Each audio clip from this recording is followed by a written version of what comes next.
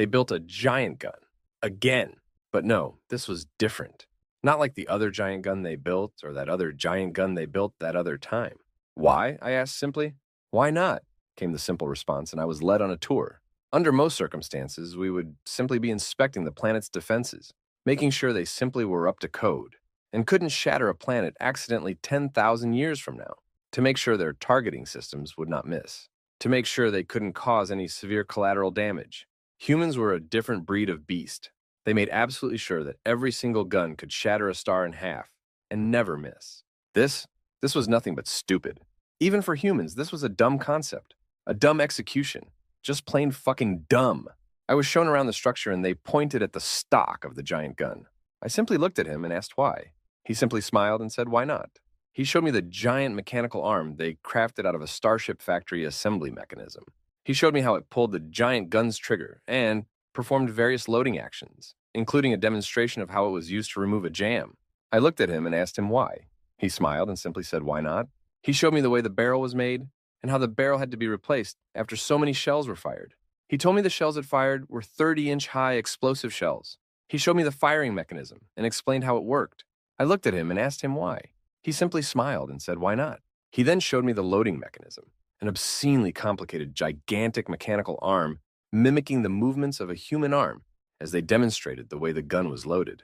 A giant clip of ammunition weighing hundreds of tons is lifted a quarter-mile off the ground and slid into a chamber on top of the gun. The bullets are then pushed down by the giant mechanical finger, and the weapon is loaded as the 3-ton clip is discarded to the left. I looked at him and asked, why? He simply looked at me and said, why not? He then handed me the button to fire with a smile. If you tell me you don't want to see this thing fire, I will look you in your eyes and call you a liar. I sighed. I once again asked why, only to receive a smile as I pushed the button. The giant gun fired, and the massive amount of recoil from the 30-inch shell made the whole platform shudder, and the gun moved back about 30 feet before the catching mechanism forced it forward again. In quick succession, the gun fired 7 more shells, the process repeating to the happy sounds of every human in the area squealing with delight. The last shell fired let out a sudden loud metallic noise, like a giant sword being hit by a giant tuning fork. The empty casings from the shells blasted out the right side and dented the ground they landed on, pooling in a huge hole in the ground where a massive 60-ton crane was waiting to collect them. I looked at him and asked him why. He simply smiled back and said, why not? At an annoyingly loud volume. I watched with morbid fascination as the enormous monstrosity was loaded again with the giant mechanical arm. I held my head in my hands, out of sheer despair at this point, as I looked at the amount of shells that were ready to fire. I heard a human voice appear behind me. What the hell's going on here? It was the human admiral, the commander of the military garrison in charge of the sector. He took one look at the weapon in front of him and held his head in his hands as well. He stayed there for a few moments and let out a silly, annoyed chuckle. Did you seriously build a giant 30-inch M1 Garand? He asked them as he looked at me. Yep! They all smiled at him as if they genuinely accomplished something important. He stood beside me as I slowly lowered my head. I looked at him, disappointed. I sighed and officially gave up, slowly raising my hand to let him have a turn with the big red button.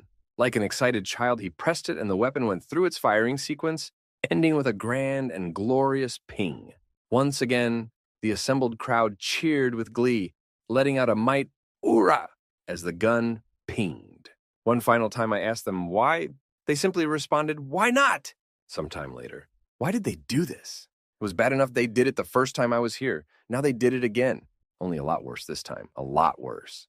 Apparently it needs to be a galactic law to never, ever leave a human engineer alone for too great a period of time, especially when they have access to a great quantity of resources. Apparently they also learned from the mistakes of their last attempt and made it so this one can actually do its job effectively, which by itself is both terrifying and also inspiring. No, I take that back. It's just fucking terrifying. I often wonder why the gods created humanity. Was it to test us? Was it to laugh at us? Since I started this commission, I often find myself conflicted with a multitude of emotions. Fear, anger, annoyance, irritation, awe, shock, amazement. I feel all this, all the time, every time I deal with these insane apes. I am both thankful a species with such incredible capability is our ally, and infuriated that this is what they do with that capability. I looked at the Navy Admiral next to me. He was just as done as I was this time. Guys, You can't tell me you seriously have this much extra crap to spare to build these, he said, still holding his head in his hands. Well, yeah, we do. You'd be surprised what you can do with a huge scrapyard. Besides, it's hand-me-down mats from derelicts and ancient ships. It isn't like we're spending billions of credits for it, one of the engineers proudly said, still holding a wrench. But that doesn't mean, you know what, screw it. Is this one actually practical, especially at this size? And why two of them? He asked. Yes it is, and because reasons. The engineer replied with a smirk. Care to elaborate on those reasons? I asked, finally breaking from my momentary despair. Because reasons, he replied sheepishly and backed away. The Admiral looked at me. So, you want the first shot, or should I? He said as he held up the big red button. I sighed, rolled my eyes, and pressed the big red button. I pressed it for 3 seconds, and it let out a sequence of 5 ridiculously rapid bursts. Each burst firing 10 of its 7.9 2-inch shells. The side of the gun had a belt of several thousand of the damn things that the gun greedily sucked up. A massive pit nearby, dug almost a half-mile deep, caught every shell that it expended, each one hitting the ground with a hollow clang. The gun itself let off a sound that was more a deafening, constant roar of fire, rather than the singular explosions and massive booms of the first one they built. The firing platform they built almost perfectly absorbed the recoil the gun had, a combination of both its giant bipod stabilizing it and a massive mechanism holding it firmly in place. It was a machine gun from back in the day, apparently a gun that was responsible for the most casualties in a single battle. Now I understand why. The atmosphere warped and twisted as the gun fired its shells, the shockwaves from the barrel making the atmosphere angrily twist and swirl around it. I pressed the button solid for 20 seconds. It fired full auto this time, letting out a massive blast of its shells. Too many, too fast to even count. 20 seconds of deafening, merciless fire. By the time it stopped firing, the pit for the shell casings was half full. One of the engineers approached us and smiled. Cool, huh? MG-42, Hitler's buzzsaw, he said with a smirk. Well, yeah. How often does the mechanism and barrel need to be replaced with this one? I asked, aware my ears were now ringing ever so slightly. Never. Can handle a full 2,000 round full auto fire. We have a slightly more sophisticated and less flashy way of working with this one. Simple load and fire, usually box mag. Sometimes the belts get stuck. Can pretty much use it anywhere we need to. The barrel and majority of the assembly is made of nanocarbon, which is starship material, which means this thing can handle almost anything. And, check this out, he said and stepped back. He depressed some levers and set some switches on a control panel. The entire assembly moved up by about 20 feet. The platform holding the gun swiveled left 20 degrees, then moved up, aiming almost completely upwards. This one can actually be used for planetary defense. Unlike the Garand we built, this one can actually fire at ships. And we actually tested it on a Telestar Dreadnought, he said with a sly smirk. I snapped my neck to look at him so hard I'd swear I broke something. You what? Myself and the Admiral both said at once. He simply chuckled and pressed a button. A television screen appeared out of the platform and played a video. While the humans were busy calibrating their giant gun, a Telestar Dreadnought, one of the largest and most heavily armed warships of the 12 races, appeared and attempted to take the star system. They didn't get very far as the gun fired a full burst of 700 rounds in quick succession, a veritable beam of solid projectiles coming from the planet's surface. Any ship of any kind would fail under those conditions. I watched in terrified awe as the dreadnought started being pelted by a stream of hundreds of projectiles. The shields failed, and the armor was now denting, paint scratching, and turrets being blown apart by explosive shell impacts. The television also allowed audio, and I cradled my head in my hands at the sounds of the crew panicking, believing they were under attack by a massive fleet. When the stream of bullets finally stopped, the dreadnought was held together by wishes and good vibes, barely functioning as the ship captain opened his comms and begged surrender. We were going to just turn it into Swiss cheese, but we kind of ran out of ammo. That was the first firing test. It did pretty good, but we fixed a few errors and made it better. The engineer said, smirking. Crazy damned humans. A gravelly voice nearby said. The Admiral and I looked to our right, now noticing the Telestar Admiral Kohokuru, flanked by 2 legionnaires, his 4 hands in cuffs. Kohokuru, God, this is embarrassing, I said to him with a definite smirk. Gods above, please tell me they didn't do anything more than this. I don't think the galaxy can stand it, I yelled out in frustration. So, does that mean you don't want to see the 8-inch Jiao 80 CI doubles we built then? Some panic days later. If I did not directly ask for it, I would be holding my head in my hands and asking the gods why. The crazy bastards did it again, only worse, a lot worse. Thankfully, this time it was actually a request. The emperor, however, was not so enthusiastic as I was. He stood next to me, his concubines hiding behind his regal form in terror at the human starship sitting in dry dock in front of us. It looked like well, since it is likely humans will read this, the ship is a slightly fancier version of the Imperial Gladiator class cruiser, only in the standard Terran Union color pattern and ballistic or railguns instead of, what were those called? Turbo lasers. Doesn't matter. They probably have those turbo laser things around somewhere. I wouldn't be surprised at this point. Crazy apes. This one was called a Sentry Cruiser, and the humans who built it called it a giant CIW's turret with starship engines. From what I can tell, the damn thing was majority engines and ammunition, with a crew of 7 people. 7.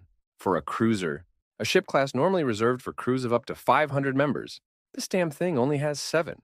Because, and I quote, "If we tried to increase the crew quantity, we'd get rid of too much ammunition." The Emperor looked at me, and then the ship with a marked absence of patience. I showed him the giant M1 Garand. His expression went from calm and stoic to, "What the actual hell?" I then showed him the giant MG-42, then handed him an enemy fleet admiral, and the remains of one of the deadliest ships in the galaxy turned into Swiss cheese. His expression became a mixture of terror and rage. I'm not sure which was more prominent. Now, here we stand in front of a giant turret with engines, ready for it to face its first test fire. The Emperor's expression now a mixture of both a loss of patience and a loss of temper. The human engineers, hell, even the human admiral, were staring at the glass, salivating at the sight of this ridiculous beast. Mounted on the front, directly in the ship's front portion, where there should be a hangar apparently, was a gun with 8 barrels. I looked to my left, and the sight of an engineer with an absurdly terrifying smile standing just a bit too close made me jump out of my socks. Yes, we Eridani do wear socks. Humans, stop giggling. I know you are. I regained my footing and growled angrily at the overly excited ape. "Hey, dude, hey. Nice, huh?" He let out a disturbing laugh. "This is the GAU-80, an 8-inch GO-8 CIWs, swivel-mounted directly to the front for 8-degree motion." I just looked at him, put my head in my hands, and said, "Why?" "Well, you did ask for a heavy defense satellite. What the hell did you want? You explicitly stated you wanted a practical, self-sustaining variant of a defensive satellite that you could use to defend your planets or critical locations. So we delivered," he said. "How in the blazing—" The rest of my statement was purposefully censored by my translation unit. My rant continued for a full 10 minutes, most of it being expletives that not even humanity's barbarian ancestors would have used. When my rant ended, I looked around to find blushing cheeks, jaws on floors, and the Emperor himself looking at me in absolute disgust. I looked around the room and held out my hands. "Well, it is still true," I exclaimed angrily and impatiently tapped my foot on the floor with my arms crossed. "Does this thing even work? I mean, how can it work?" the Emperor asked. "Yeah, she's been test-fired before, only for a few seconds. She's built with a prototype inertial dampening drive, so she can absorb the recoil," the engineer said, pointing at small domes on the ship's hull. "I'm sorry, what?" "Inertial dampeners," I said. "Well, yeah, of course. 8-inch shells with a 5,000 revolutions per minute fire rate.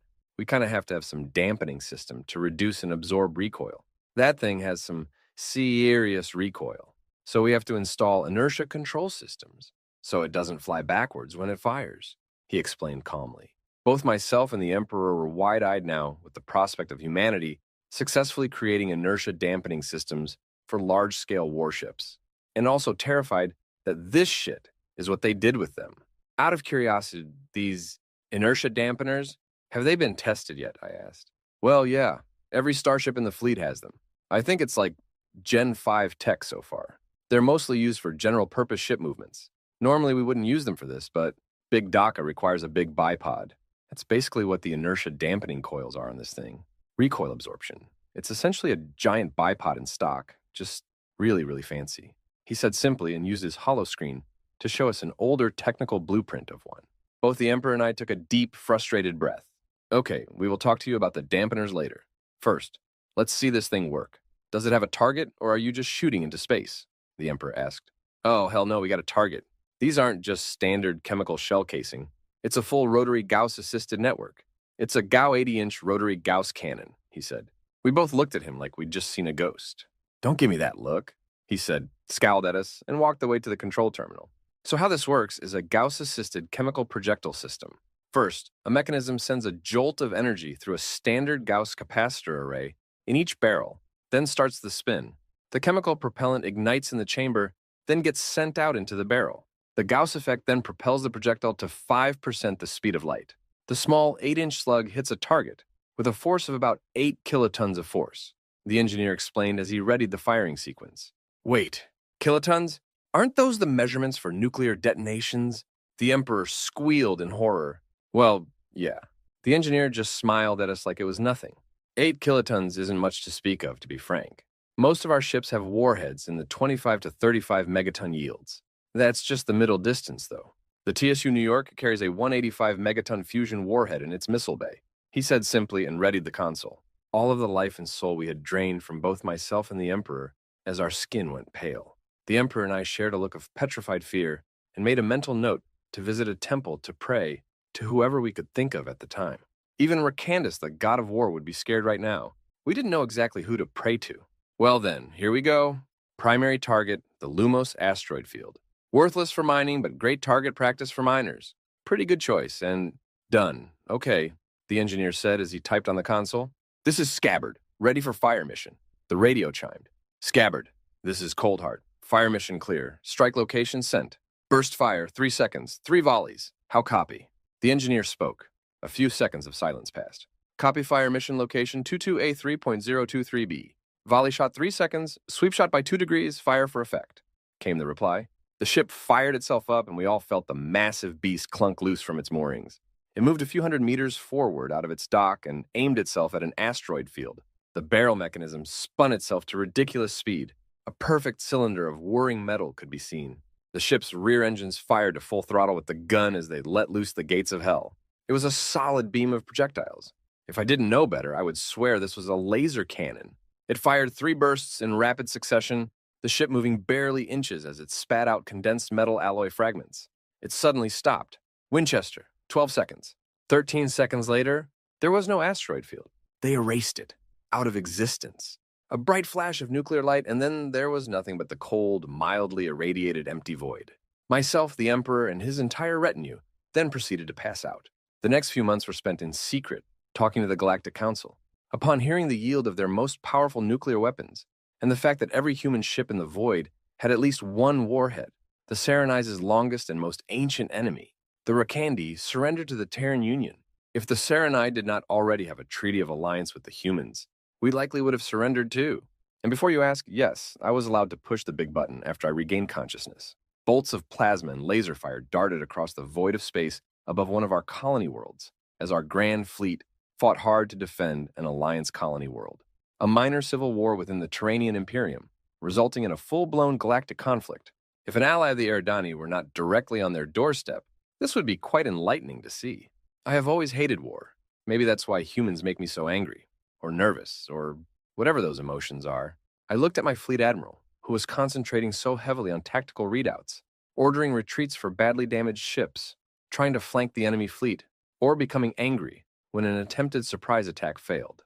Space combat is slow, lumbering, with ships in the several hundreds of thousands of tons each. Space combat can last weeks with enough ships. And here, the gateway to the core, there were thousands. If I wasn't so scared, I would be in awe at the sheer numbers of warships present. The Terranian Imperium were secretly building thousands of warships behind the scenes for decades. Now, they were unleashing all of it here. A bright flash of light toward the fleet's front line marks the final moments of a Saranai battlecruiser. The fleet admiral's tone grows more desperate, more calculated. We have assembled every council warship we could find in short notice, some of the best, in fact. But the sheer volume of enemy fire is overwhelming us. Every Terranian ship we destroy is replaced by 3 more. Everybody knows it. We can't hold for much longer. I look at the fleet admiral, who responds in kind. The expression on his face says everything. "We won't win this fight. My Lord Admiral, capital-class starship incoming. Reactor signatures say it's a human warship."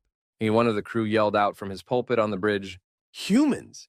They aren't a part of this conflict. They aren't even on the council. What are they doing here?" The admiral barked out in anger. Too late to say anything about it. A human warship suddenly decelerated into the system. First suddenly stood on end. Paw pads began to copiously sweat. Spines began to rattle. Jaws hit the floor. Ink stained the walls. Brains suddenly stopped working. The ship that warped into the system was a massive mega beast, many times the size of our largest dreadnought. It flew at the speed of a large cruiser and quickly logged itself into our IFF system. It was beyond absurd how many weapons were coating that thing's hull. It was a ship design I recognized, however. It was the shape of I believe the ship's name was a Venator-class cruiser, although very highly modified, of course. When working with humans, I was required to visit many of their works of fiction in order to understand their mindset. I never did understand, of course, but the so-called Star Wars universe was an entertaining piece of media. The Admiral was happy about the reinforcements and quickly rallied his forces together, transmitting the necessary files to the humans after registering them with our ident system. I took a good look at that ship. Then I held my head in my hands out of sheer despair. Oh gods, no. No gods, why? They're going to fire that damn thing, I yelled aloud in absolute despair. The Admiral looked at me quizzically. What are you talking about? They're here to help us. Be thankful. I could not say anything except let out a loud cry of frustrated despair and slap my head with the palm of my hands, repeatedly screaming, why, as I did. The Admiral called for a medical crew as I dropped to my knees and began to pray fervently that the Turanian Empire would surrender as fast as possible. I begged and pleaded to whatever God could hear me to get through to the damn humans and ask them to not continue. It was too late. The large black paint-coated warship stood out of the firing range of the Turanian fleet and aimed its front end at the enemy. The ship began to defend itself from errant laser and missile fire. One of its huge battleship cannon turrets mounted on the top, swatting a battlecruiser out of the sky like an insignificant insect. Any enemy ship foolish enough to think it stands a chance is vaporized by any one of 100 capital ship weapons or overpowered high-velocity point defense turrets. The engines of the ship lit up like a massive firestorm as the reactor inside it roared to life. The ship's trim exterior and massive amounts of internal piping suddenly became visible like rivers of ghostly neon, flickering and flowing across its hull. A wave of energy coalesced around the ship, flowing through the pipes and cables across its massive hull, all converging towards a central point under the bridge. The spinal-mounted cannon that easily took up half of the ship's near 10-kilometer length marked the presence of a massive railgun array of some kind. I became a bit sick to my stomach on the notion of how large a slug would be used in that thing, and having seen human weaponry before, I began to vomit profusely. The giant Garand, the giant MG-42, the giant CIWS, and now this, the entirety of space, the literal void itself, suddenly warped as if an eldritch demon screamed in agony as the weapon fired. In my agitated state, my mind slowed such that I could literally see the blistering tendrils of a beast of the unknown reaching out in agony toward the universe. The Gwyn fired, and the void itself seemed to shudder at the action. The speed that rail slug was fired defied the very laws of nature itself, warping the very fabric of reality around it within a split of a split millisecond. It blew past the entire fleet, straight through the formation, and for a few short moments, there was nothing. The wave of death suddenly began in parts. Any ship within 5 kilometers of the slug's passage through reality suffered being torn apart, being ripped to pieces, or being pixelated into oblivion, then disintegrating. Any ship within the 5 to 15-kilometer range suffered catastrophic malfunctions and engine failures, turrets detonating, reactors exploding, ship hulls warping to catastrophic failure, or other ships simply ceasing to function owing to disastrous EMP overload. Any ship within 15 to 50 kilometers escaped complete destruction, but suffered severe hull breaches, reactor malfunctions, or severe electronic disruption. A bright, blinding flash microseconds later marked the end of the slug's existence, as a void pulse sent it out of the universe, disintegrating it among the cosmic dust of the universe, so it would trouble no one after its deadly journey. Half of the Turanian fleet was damaged, destroyed, or simply gone. This entire sequence took less than 7 seconds to complete. 7 damned seconds. I shoved the medical crew out of my way and pulled the poor unfortunate communications officer out of his seat. I sat down, grabbing the headset, still in tears from a massive mixture of emotions, from frustration and despair to outright terrified fear. I opened every comms channel I could find and began to desperately scream a message. Humans, please listen. Please, we surrender. We surrender. We will do anything. Please just stop making giant guns, I pleaded into the radio. I continued to beg and plead, repeating the same message for as long as I could before I passed out from exhaustion. Many days later, pretty much half the galaxy were in negotiations with the humans, threatening sanctions and other things, or outright begging them to stop their crazy antics. The Saranai, on the other hand, were all in temples and drug-addled sermons, begging whatever gods we could find to explain to us why they created humans. The only answer we ever got was psychotic laughter, just endless, happy, giggling, psychotic laughing. Even more days later, the council was in talks, as usual. I had to take a break from ambassadorial work with the Terrans and start working in a more calming and controlled atmosphere. I smiled to myself as a slur was thrown about, causing an uproar. A huge groan of anger and resentment suddenly overcame the room as a Turanian and Olivarchian stabbed each other with word swords and angry remarks. A delightful, petty dispute on mining rights on a border world. I breathed a deep sigh of relief and sank into my seat. The ambassador from the Zarin delegation next door noticed and asked me what I was so calm about. Oh, it's nothing. It's good to get back to basics. Petty squabbles, childish bullying, silly conflicts. It never goes anywhere. It's just so relaxing, I said proudly. You find this idiotic nonsense relaxing. We're on the brink of war for the umpteenth time and you're relaxed. His mandibles clicked in confusion. Oh yes, trust me, compared to dealing with humans, this is a spa vacation. Humans and their ridiculous weaponry gave us all constant headaches. I sat back in my chair and laughed at yet another racial slur. The back and forth continued as it usually did for a few more minutes. I just sat and basked in the relaxed atmosphere of political debate. A strange noise came from behind me. The door opened, and the room was suddenly overcome by the horrible, desperate, despair-filled wailing of a Shikandi hive prince. A horrid blue goop flowed like rivers from his 6 eyes as his crabby form stumbled into my delegation pod and handed me a datapad. He gobbled and gabbled, barely attempting to snort out a coherent statement from his crying face as he just slumped into the corner and resumed his despair.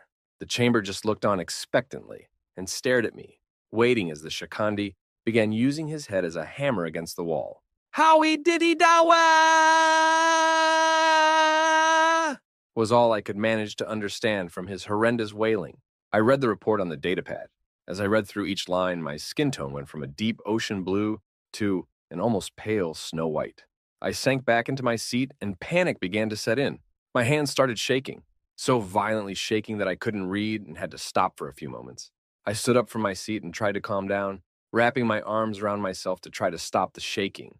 The entire time this was happening, the council was at the edge of their seats, staring at me and trying to figure out what horror story I was reading. I sat back down, having regained my composure, but not my skin pigments, and resumed reading. I finished and was slightly relieved at the outcome, but not so much its implication. I had stopped shaking. But I was still white with shock. I looked at my now pale arm and squealed in panic for a minute as I lost the beautiful blue. I had literally had the color in my skin shocked out of me. I stood up and moved our podium into the speaker's corner, shoving the previous delegate out of it, and began to read the datapad aloud. To the Shikandi Hive Queen. From the Terran Union. This letter is to inform you that we have conducted a test with an experimental weapon codenamed Scion. The test firing of this experimental weapon has produced some interesting results, to say the least. Firstly, the information we gained confirmed the existence of gods in the astral plane. Who'd have thunk it, huh? Secondly, the weapons test confirmed that the fabric of reality is slightly more permeable than initially expected, and gods can in fact be harmed by mortal weapons, given enough encouragement. Therefore, we are afraid we have some bad news. We have, through various experiments and a few seances, confirmed the existence of the Shikandi god known as the Great Devourer. We regret to inform you, however, our weapons test was unfortunately a lot more potent than expected, and the Great Devourer was accidentally destroyed/killed/annihilated during the test. Yes, you did read that correctly. We accidentally killed your god. Emphasis on accidentally. We had a minor miscalculation in our test weapons power and, well, the results speak for themselves. We sincerely apologize and hope that this event does not affect any future relations with your empire. We are fully committed to repairing any damage caused by this mistaken judgment, and will listen to any requests you have to mend the damage we have done. First step in this process is, of course, to dismantle the weapon in question and cease all research efforts into that kind of technology. This has, of course, already been done. We will be looking forward to any notices from your people in the coming days. With love, the Terran Union of Systems. P.S. Please do enjoy the basket of goodies we sent you as an apology. Many more to come. PPS. Oops. I finished reading the page aloud and noticed the Shakandi prince had stopped blubbering and was now half crying, half laughing as he devoured a small fabric fiber basket of foodstuffs. Diffif goob, diffif very goob, he said between mouthfuls and sobs. I sat back down in my seat and allowed a solid hour of deafening silence to follow my reading. Jaws were on the floor, paw pads were now soaked in sweat, carapaces were showing microfractures from stress, stretch marks were appearing on skins. For a solid damn hour, the room lay deathly silent, permeated only by the sobs and scrunching noises from a depressed hive prince. Finally, someone broke the silence. What do we do now? Nothing. We do nothing. There is nothing we can do, could do, or would do. They just killed a god. What can we do? Another councilman angrily responded. Quiet, I bellowed angrily. Dear delegates, there is no need for panic. I know my appearance denotes otherwise, but I assure you there is no need to panic. It says so right here. I attached the datapad with the letter to council chambers and highlighted a particular passage. First step in this process is, of course, to dismantle the weapon in question and cease all research efforts into that kind of technology. This has, of course, already been done. The humans are absolutely batshit doodly insane, but they aren't stupid. They know how bad they did, and they dismantled their giant god-killing gun and won't do it again. We have nothing to worry about, I assure you, I said. I allowed my message to sink in and sat back in my seat with a smile. My demeanor change seemed to calm everyone down, and within a few hours, we were back to our own petty squabbles. I messaged the Terran ambassador and asked if he did indeed dismantle the Godkiller cannon. He said yes, and all documentation has been shelved for now. I let out a loud squeal of terror and passed out as I read the words. But it's okay. We already have an attack moon being built. It's a lot more stable. Well, the final evolution of the giant gun. I knew it was coming, but I didn't want to believe it. I didn't want to think it existed. After the last time their giant gun accidentally killed a god, I didn't want to believe it. But there it is, an attack moon. I stood at the viewing port of the station orbiting their now fully functioning prototype, a medium-sized moon, its front end with a giant goddamn cannon on the front. I took a deep breath and looked at the engineer who designed it. Well, I guess it was inevitable then. So, what does this one do? Mobile Intelligence Stellar Ignition Unit, MISU. It can destroy a planet, but we'd rather find failed stars and use it to restart them, he said. This caught me off guard, and I looked at him surprised. Wait, it's not a giant death machine? Well, it is, but we'd rather use it for more creative purposes. There's thousands of systems around that have brown dwarfs or failed gas giants that have their own subsystems. By using this to ignite the fusion processes in these failed stars, we can make terraforming these planets and moons a lot easier, he replied with a smile. Oh, thank the gods, I tried to say. It can shatter a planet in half or blow away a gas giant atmosphere, or it can cause a supernova, and also maybe harvest matter from a neutron star too. But we don't really want to, so it won't, he said. I screamed, slamming my head into the window. He just looked at me in confusion. Yeah, anyway, it uses a miniature wormhole as a power source, and the shields... You did what with a wormhole? I yelled out in terror, staring at him. You don't have one? We create a small black hole using a matter collider, then use a special machine we use to turn it into a wormhole. Then we build a ship around it. The wormhole is calibrated juiced so we can effectively use it as a supply depot, as well as the ship's power plant. Even so, the planet itself has farms, factories, and everything else. It's fully self-sustaining, he simply said. You are talking to me like the entire galaxy can capture black holes and turn them into giant guns at will. The galaxy isn't as crazy as you are you. My translator began to censor a large number of expletives and slurs. The human just looked at me with a smirk as I ranted at him. In between the massive amount of slurs I managed to get in a few statements that actually made sense. I explained sort of how humans were insane for their obsession with big things. I explained how massive waveform reality-shattering railguns were an extremely uncommon occurrence. I explained how the galaxy did not have giant moving moon-based cannon ships. I explained with a large amount of swearing how humans were so far above the galaxy's level, it was honestly disgusting. I finished my rant and stared at him. How do you justify anything you do? This isn't about an obsession with enormous weaponry. What the hell are you doing? What do you mean? We're just doing what we have always done. Longer, farther, faster. That's basically our entire history. He simply said, still smirking. I took a deep breath. Okay, may I please, on behalf of all sentient life in the galaxy, please ask you humans to do one thing for us? Uh, sure? Please don't build a giant gun that will destroy the universe, I yelled out, my voice now becoming strained from my screeching. Oh, he looked at the ground sheepishly and rubbed the back of his neck with the hand. I guess I'll tell the Mars boys to stop building that quantum accelerator railgun then.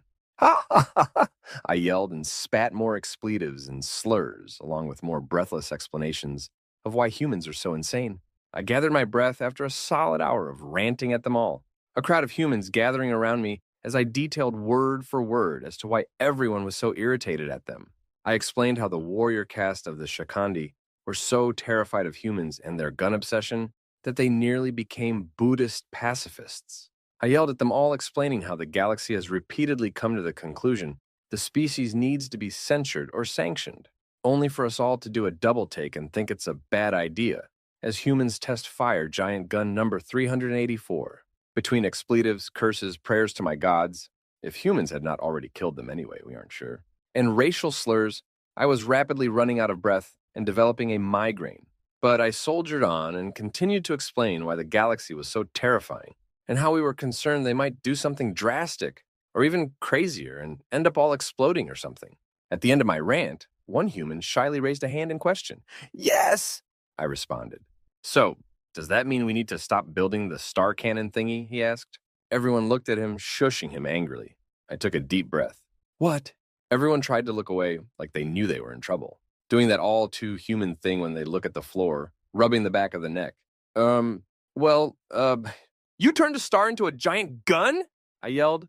Well, not really. We kind of accidentally turned a gas giant into a neutron star and thought, well, I have an idea, and tried to harvest the neutron star for materials and kind of opened up a wormhole. One thing led to another, and we kind of built that. Then we thought, I can make it bigger, I guess, and, well, that doesn't make any sense. I'm not surprised, to be honest with you. Fucking creatures have this strange power to distort reality if you have a big enough cannon, but it still doesn't make any sense. What next? Ships shaped like giant guns being used by giant robots? I yelled at them. They all looked at each other in that asterisk way, and shuffled closer to the blinds, closing them, just as I saw the silhouette of a giant ship in the shape of a human gun called the AK-47. No? I slammed my head into the wall again, slinging curses and slurs as I did. I looked up at the ceiling. I prayed to the gods. So, dear gods, are you guys still laughing? Are you still laughing? I screamed. So, they all looked at me. Does that mean you don't want to test fire it then? I just took a deep breath and cradled my aching head. I held out my hand. Just give me that damn button.